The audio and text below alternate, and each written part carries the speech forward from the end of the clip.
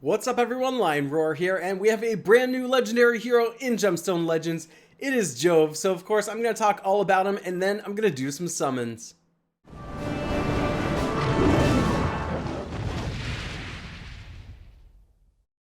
But first, download Gemstone Legends, a mobile RPG puzzle match game. Use the link in the description to start with free stuff, including a bonus hero.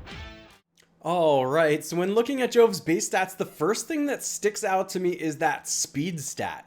Do you see that? It's a ridiculous 225 without even having put any equipment on him. And it's not going to be too hard to get that stat over 300, which is really a sweet spot, but especially important for him and his special, which we're going to take a look at in a moment. As far as HP, attack, and defense goes, there's nothing too special here. Those are pretty normal stats, not good, not bad. But the mana gain stat is also really great at 23, because it only takes 2 sets of mana equipment now to get it up to 25, meaning it only takes 4 tiles to set off that special. Although it might not be super likely, it's not unreasonable to think this guy could just be going off every time you make a match. It's pretty easy to get the special to go off. So it really depends on, do you want the special to go off every time? Let's take a look. Now, he is a speed leader in the arena, and I love to see that on a hero. However, it is just the arena, so it's limited. But, I mean, if you're using JOV in the arena, then you might as well set him as the leader with 21. I mean, you might have other heroes like Strybog that are speed leaders everywhere, and that's great for flexibility. But when you have a specialty like this, the number's a little bit higher, meaning you're getting a little bit better speed there. All right, Light of Dawn is the special. Increases all of the counters for positive statuses affecting stats on himself by 1 turn. And then deals damage to a single enemy, 430% attack. Now note, that's when you level the special the whole way up. So it's only going to start out at 385 only. But it's still high. That's a lot of attack. So this is a speed sniper. But there's not a whole lot else going on here. You're going to want to synergize him with other heroes that are giving positive statuses to all your allies. So just, keep that in mind. Also, Lightweight Hoofs is the passive. Gains 20 mana if he's affected by an enemy's special ability. Inflicts silence on an enemy with the highest mana at the end of his turn for 3 turns. And that's a cool passive when you get that, so you don't have to be like targeting. It gets around things. He doesn't have to be going off, that kind of stuff. Increases damage dealt by 100% if his speed is higher than 250. Okay, now if I scroll back up, this is where speed being higher than 300 is important, because when you start out with him, before you level the skills, it's got to be higher than 300. So increases damage dealt by 60% if speed is higher than 300. So of course you're going to want to start out with that. Now, if you want to, I don't see why you would want to roll the speed back. I think you want to make this guy as speedy as you possibly freaking can and leave it that way, even if you level up the skill to this point, because that means that you get to take the first turn. You get to go underneath your opponents. That's so important.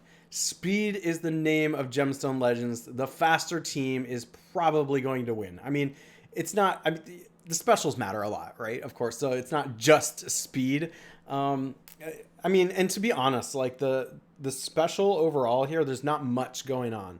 So this isn't a hero who's like gonna come in and just own everything, but he is a very powerful sniper. I think the main reason you're gonna want to use this guy is to get underneath your opponents. Is he just going to be stuck into your top team, for example, maybe your arena defense or something? I don't know, probably not.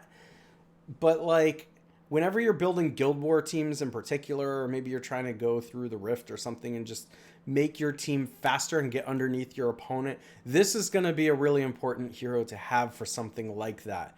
So it's interesting to me because it's actually the base stat and how it interacts with special that's making it more important than just the special itself. Like a lot of times when we look at these heroes, it's the special that makes a hero powerful, and for this one it's the speed. So I think he's a very kind of cool and unique hero used in a different kind of way. So of course I'm excited to do some summons. I'm gonna do let's do like 15 for this guy, and then I'll do a platinum scroll and see if we can get him. I'm just gonna go through it pretty quick. A lot of these heroes I've covered before too, so I'm probably not gonna stop unless I see something I really don't recognize. Sometimes I've covered heroes in the past and still don't recognize them. It just happens. Just one thing that makes Gemstone Legends so good is the number of heroes in this game and the diversity. But make sure you let me know in the comments too. What do you think about this guy? Are you as high on the speed factor as I am? Are you going to use him for that? Does the special matter? Like as far as sniping? Because there's a lot of other really powerful heroes where maybe that's not going to be powerful enough. But you tell me what you think. All right, we got an epic hero here.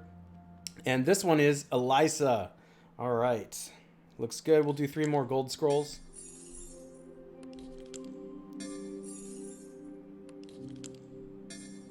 All right, and Baldur. Okay, let's go back and do a platinum scroll. Guaranteed epic or legendary. All right, that's okay. We're gonna click OK and keep going. I'm glad they added that feature.